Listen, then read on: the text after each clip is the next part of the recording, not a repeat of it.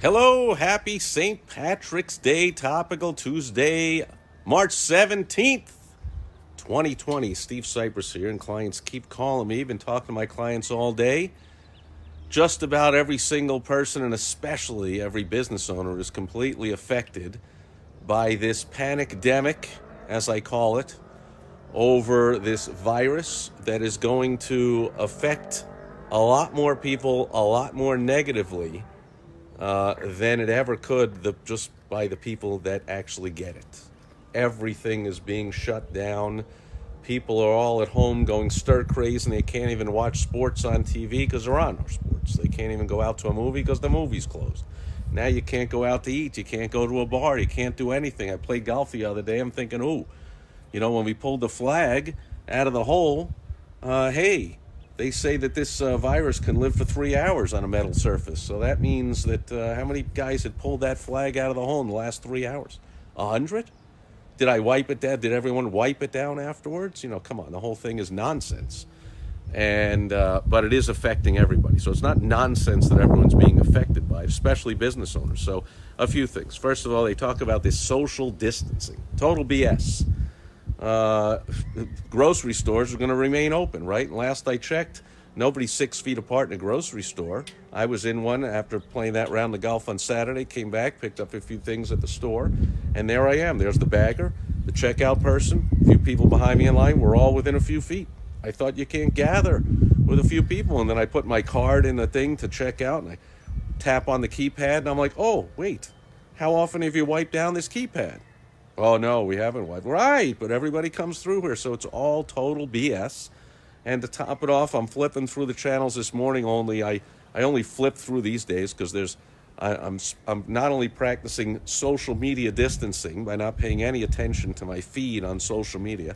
I check into groups that I like, and I check into my clients, and I record my daily Facebook Live video on facebook.com/smallbizhelp, B-I-Z. And that's it. I will not scroll through the scrolls and see all the BS and all the nonsense and get affected by that. So I'm practicing my social media distancing. But as I was perusing through the news channels this morning, I saw one, what a crock. They had hosts that host this show, the morning news show, and they normally sit together at the same table, but now they were like, oh, you know what? We're going to sit all, one's in the middle and two are on opposite ends of the studio, so we're separated by like 20 feet because that's what you got to do is social. I'm like, what a crock. You can't tell me that all three of you didn't walk down the hall together into the studio and that afterwards you're all going to walk back and sit in your cubicles 2 feet apart with 100 people in the room and sit there all day. What a crock. And then sure enough, just to prove what a crock it was, they panned out for a commercial break from one of the people in one of the corners, and there was, right in front of the person, 10 feet in front, was a cameraman with two producers or production assistants of some kind holding the cue cards or notepad or whatever right next to him. So three people, quote, behind the scenes, but caught on camera for all to see what a scam it is. But these three people who weren't told, hey, we're going to pan out. And we're trying to put on this fake, the three hosts are social distancing. So you three that are going to stay together for the whole 2 hours of this show or whatever, you're going to stay 1 foot apart. Why don't you do some fake social distancing too, at least while we pan out, at least move like 10 feet away, or at least be off camera, or at least let's be smart enough to not pan out right there and show that the whole thing is a fake social distancing. So as usual, it's the leaders, the media, and the politicians all saying, do as I say, don't do as I do. It's just like Bernie telling you, oh, we need the Green New Deal while he's getting on his private jet. Or it's, I saw parts of this Trump thing yesterday where he comes out and they show from behind the podium, everyone in the press corps is sitting 1 seat apart with that social distancing. Sure, like they all didn't file into the room together and then all file back out and give me a break and all go in the press room and sit there and type. But okay, they're 1 seat apart. Meanwhile, who's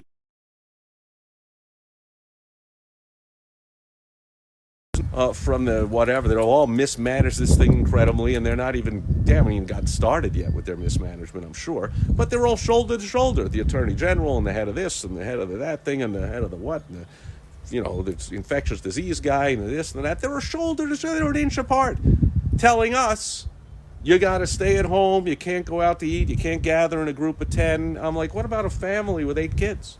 What do they got to do, dinner in 2 shifts? Hey, Johnny, you and Mary and Sally, you're eating at 4 o'clock and the rest are eating at 5 because we can't gather in a group of 10. And, oh, I got this thing from a golf court. I'm on their mailing list. They do some really good marketing. I'm like on so many marketing lists.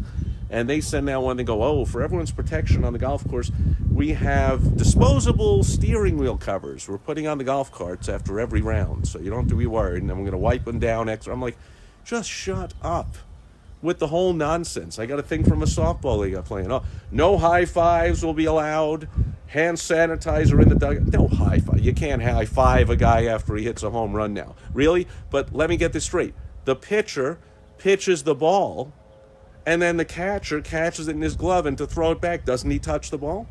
Did he wipe it down first? So is that what's going to happen? The catcher's going to wipe it down, and then if he hits a ground out to short, I'm going to pick up the grounder, wipe it down, and then throw it to first. Then the first baseman is going to wipe it down and then take it out of his glove. The whole thing is such BS, and such an incredible case, as usual, of the leaders telling the masses, do as I say, but don't do as I do, that it's total BS. And unfortunately, it's worse than just BS. It's killing businesses. So how about this one? The Congress, in all their do-nothing, ridiculous brilliance of stupidity, comes out and, as usual, does more damage than good. They somehow, outrageous, they somehow put out some decree that small business owners will have to pay for anyone affected by the coronavirus up to 2 weeks of sick leave and up to 12 weeks of family leave if anyone's family is affected by it and you got to stay home with them or quarantine yourself because your wife has it or something, or your daughter or your mother got it or something. So how is a small business owner? Most small business owners, if you're watching this, hopefully you are one, so you know, how's your budget? You got a lot of fat you could trim in the budget? Can you just go and, get another round of funding or easily get a bank to give you a few extra $1 million to tide you over here? You're likely operating on a very tight budget with your expenses. And so now there's not only not as much money coming in, unless, of course, you're selling online groceries or, whatever you're doing. And by the way, go to helpfromsteve.com and I'll help you with things that every business can do right now to bring in money. Online.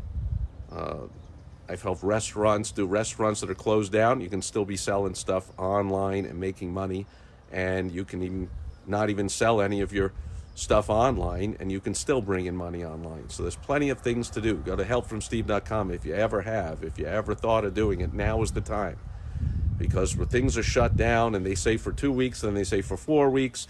Now it's going to be 8 weeks. And who knows the next time money's coming in, unless the government does the old, we're giving everybody $1,000. Thanks a lot. What's that going to do? And small businesses are going to go way out of business, having to pay all this sick leave while they don't even have customers coming in. We're supposed to, in whose brilliant judgment, in this Washington, D.C. disgusting swamp where they hate small business owners, they give tax breaks to the big businesses, they give bailouts to the big businesses. Last I checked, unless you own a little ma and pa airline, which doesn't exist, you ain't getting bailed out. You're getting crapped on. Why is it that big companies with 501 or more employees don't have to pay these outrageous sick leave and family leave payments? Just absolutely outrageous. If you're going to say one has to pay it, not the other, obviously it would be not the small business owners. I'm talking to you. You're a small business owner. You're watching this video. You know that you can't afford to pay workers sick leave. Now, I wonder, are you able to fire them instead?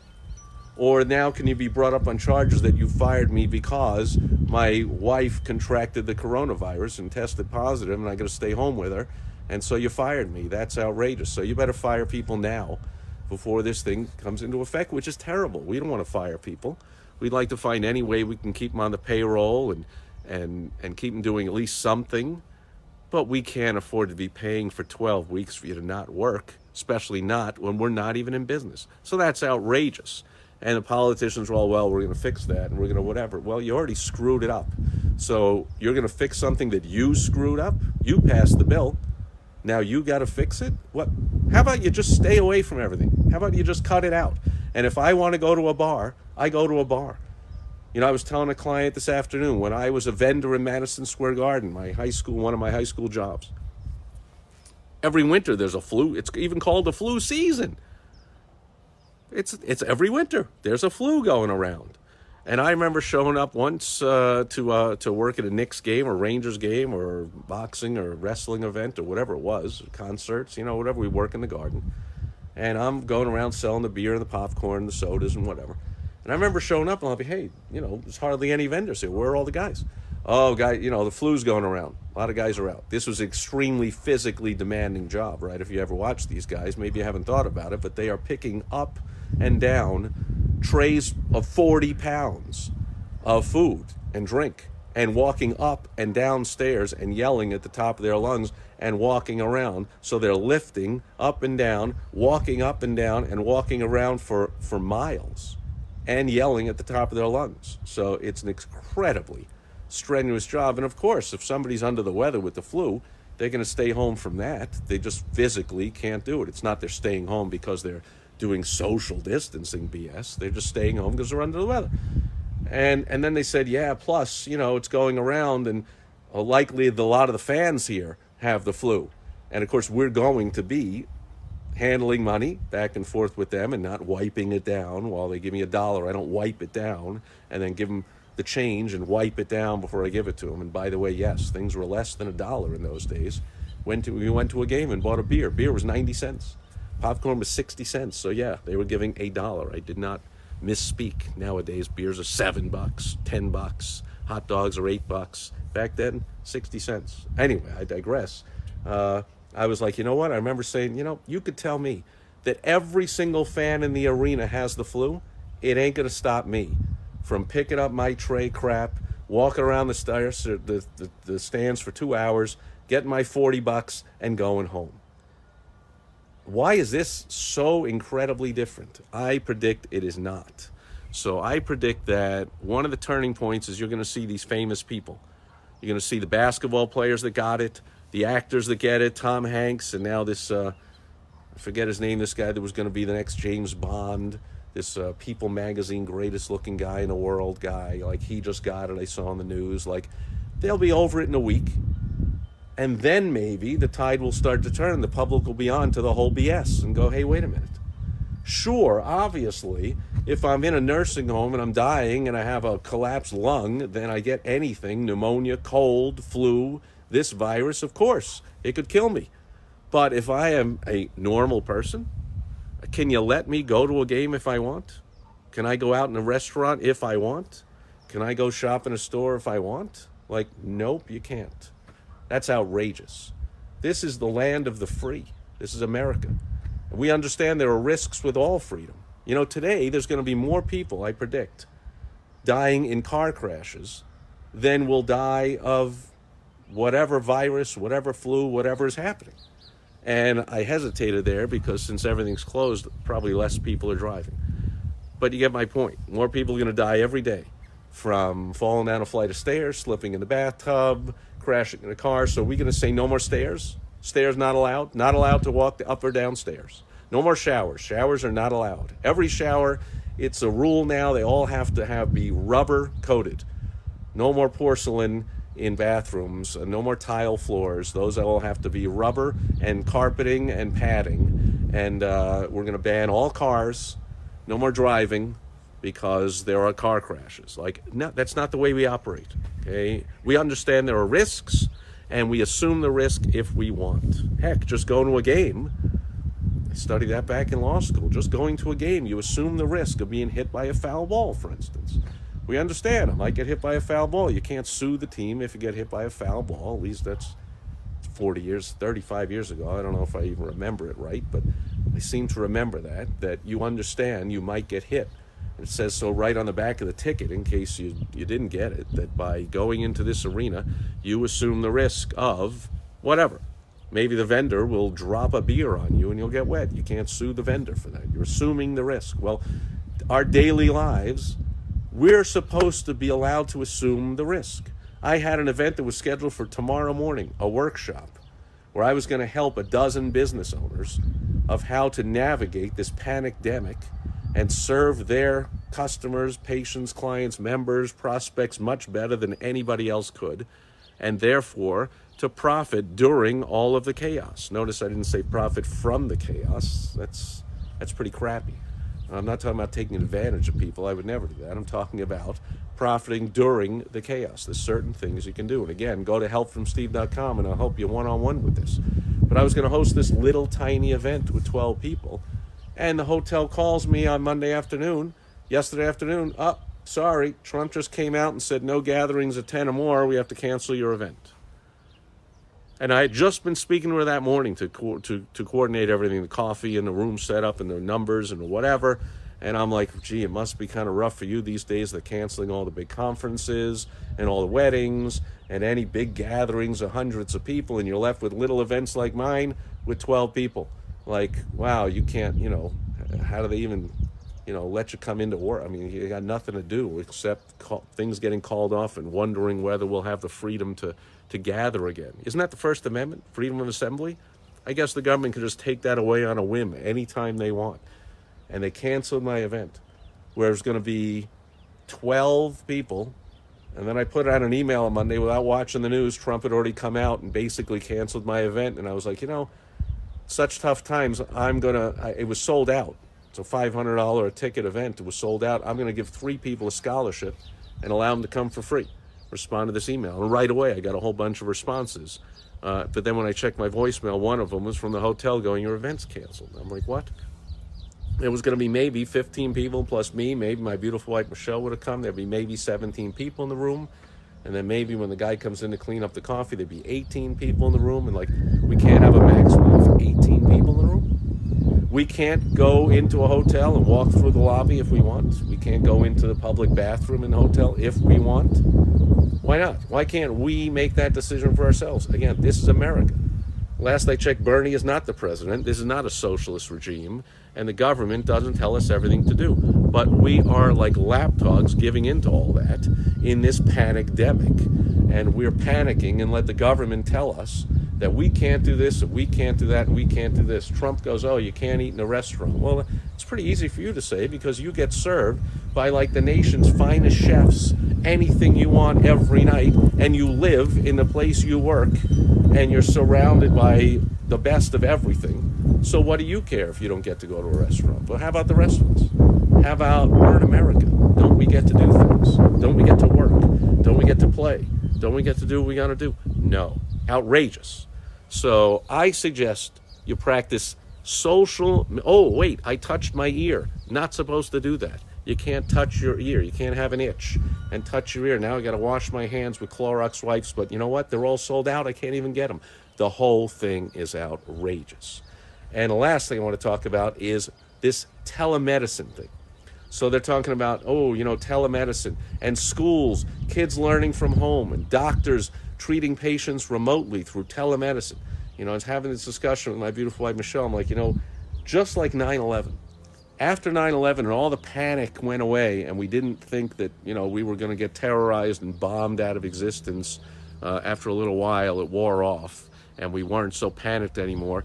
It never went back to, quote, normal, but it never went back to the way it was before, right? In case you haven't noticed that we have to still take our shoes off every time we're walking through a line to get on a plane in an airport, even though, of course, there's no shoe bombers anymore. Hasn't been one for 15 years because they know everyone's taking their shoes off. But that we still have to do that, and lots of other things because of 9/11, the Patriot Act, and this foreign surveillance court, surveilling American citizens, and the FBI overstepping their bounds, and the CIA crashing in on people's houses in the name of the Patriot Act and security and all this BS. It's just more government overreach. So we've dealt with more government overreach after that, and we're going to deal with, after this, when the panicdemic stops and things get back to normal, it's never going back to the way it was, okay? We're going to start realizing, people are already realizing how obsolete school buildings are, right? School buildings Not necessary. They're just glorified daycare centers, and they're not really, really good at that, because if you send your kid to public school, I always say these days it's a form of child abuse, because they're going to expose to sex and drugs and possibly getting knifed in a corner, and kids have guns in there, and they graduate high school at a 6th grade reading level, so it doesn't do them any good. Schools are horrible, but what it is, it allows our double income society, allows both parents to work, because it does babysitting for a few hours a day, and it serves some meals to underprivileged kids who otherwise can't afford it. So daycare and a restaurant, not a school though, right? Not necessary. You can learn from home, like I do, and probably you do as well as a business owner. I have invested multiple 6 figures into all kinds of courses and done home studying to learn more about marketing and sales and advertising and how to make money in a business and all different parts of running businesses and growing businesses. And that's all, I have cassette tape programs, I have CD programs, then I have flash drive programs. Now everything is online in the cloud. You log in. I have manuals and tapes and binders, but now of course it's online and it's ebooks and online learning. Well, you don't, but there was no come to the school for entrepreneurs. There wasn't that. We don't need that. And you don't need that for the kids either. Okay? Kids can learn at home, and if both parents are working, well, guess what? One of the neighbors isn't. So one of the neighbors can watch 8 kids and look over their shoulder, just make sure the 8 kids are doing their home study things during the day and serve them some lunch.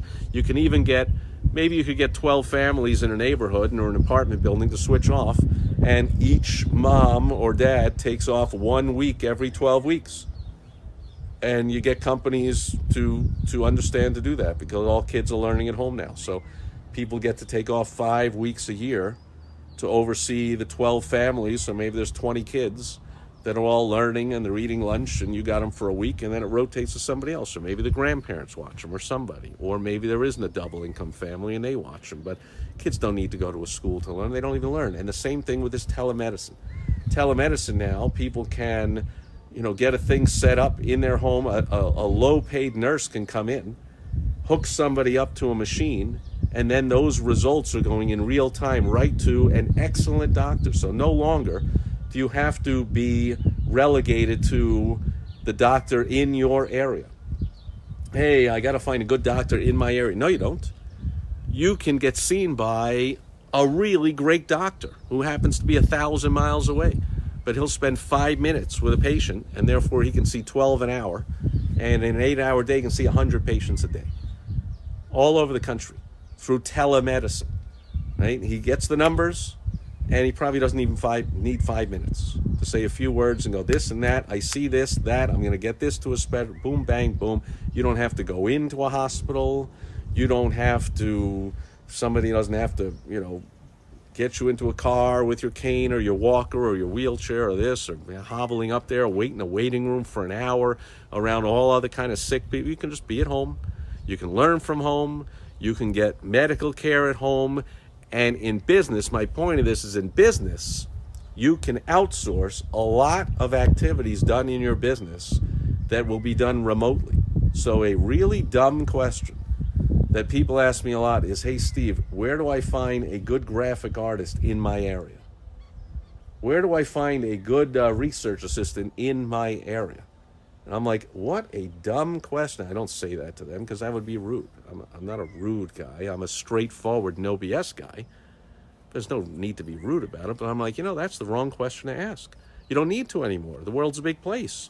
You don't need to find a graphic artist in your area. That work is done remotely. You can simply get, good news, the best graphic artist in the world.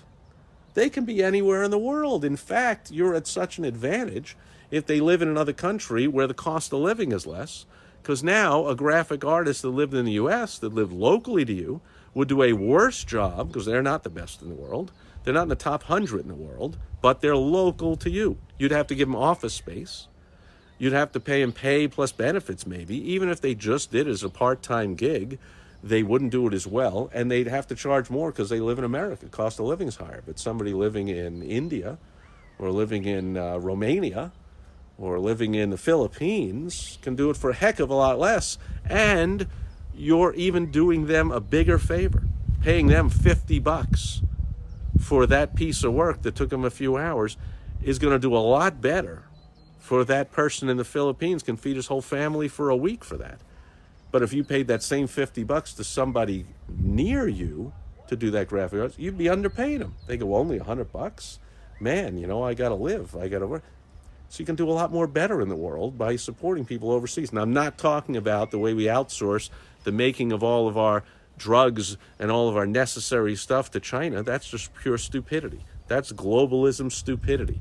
Globalism was good when Hitler was looking to overtake the world. The globe came together in the World War to defeat the rise of socialism, of Nazism. That was great. And then the world stayed together for some years after that to rebuild Europe and Japan from all the bombing. Okay, great. And then this whole concept of globalism should have gone right back on the shelf and said, we're done with that. Now, let's take all those US dollars and let's build our country. But instead, we've let our bridges and roads crumble. Our infrastructure is a piece of crap. Our company is way in debt. And yet we've pumped all this money and we have troops stationed in, 100 and something countries around the world. Like, cut the crap. And we're letting China threaten us that, we're not going to send you any more antibiotics if you don't be nice to us. And we owe them billions of dollars. And now they can't even control themselves. They got some stupid virus. Of course, it comes over here. Like, cut the crap with this globalism. So things are not going back to the way they were. And one of the things you want to realize is that the world is a small place. So if there can be telemedicine and there can be remote learning from home, you can certainly start hiring people to do some tasks in your business that you don't have to find someone locally. Naturally, your selection is a lot worse, and you don't have to pay them more money, so your expenses are higher, and you don't have to give them office space, and you don't have to manage them, which is a pain in the butt, because you can hire somebody remotely. So you can get, I was just on the phone with a customer service agent today. I know they're not in the U.S. How stupid would that be? All they have to do is be able to speak English, and they can pay them a lot less, and then they can give 24-hour customer service. Because to people in the Philippines, it's a 12-hour difference from here, for instance, or whatever, from central U.S., depending on the time change or whatever. So you can have round-the-clock customer service now, and even have it for less than having the U.S. So I'm sure you know all this stuff. Just making a point here on Topical Tuesday. There's a whole bunch of things in the news, and yes, I'm riled up about a lot of it. Most of all, that I see small business owners are getting crapped on, and they're going to go out of business. They're going to go bankrupt. Now, of course, small business owners, you hear me say this all the time, 90% of small businesses fail anyway. So you don't have to artificially accelerate it. It's outrageous by closing things down. When a small business goes out of business, a lot of time, a whole family suffers from it. You have foreclosures now. You have whole families wrecked. They go way into debt. They go bankrupt. They get foreclosed on. The whole business shuts down. All the employees now have to look for other work. And you're trying to say that small business owners have to pay 12 weeks of family leave because somebody has to take care of somebody at home who got a virus? Would you do that if they got the flu? Would you do that if they got a cold? Do that if they broke their leg? They can't walk around the house for 12 weeks? Certainly, Joe, you can just go home and I'll pay you for 12 weeks to, go to the kitchen and get something for your wife because she has a broken leg skiing.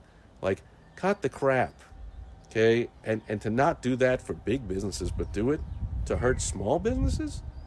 Just outrageous. So understand what you're up against, folks. It doesn't mean that you should give up and no longer run your business. That's not what it means. It means there's different strategies and different tactics you got to use during these times so you can survive, and if you really do it right, you can even thrive. Not off of the suffering from others, but despite the suffering, there are specific things to do. Helpfromsteve.com will help you with them. That's the end of the rant for today. You can tell I'm all wound up over this news, and there's a whole lot of other topics that are riling me up that I didn't talk about today, but that's enough already. And thank you for being here live, watching on the replay. I'll be back tomorrow on World Wide Web Wednesday. That's when I'll give you a tip on how to make money using the internet. Hope you catch me then. Thanks for indulging me on my rant. today. Over and out. Now I'm going to get away from social media and practice social media distancing. You should too. Over and out. Bye-bye.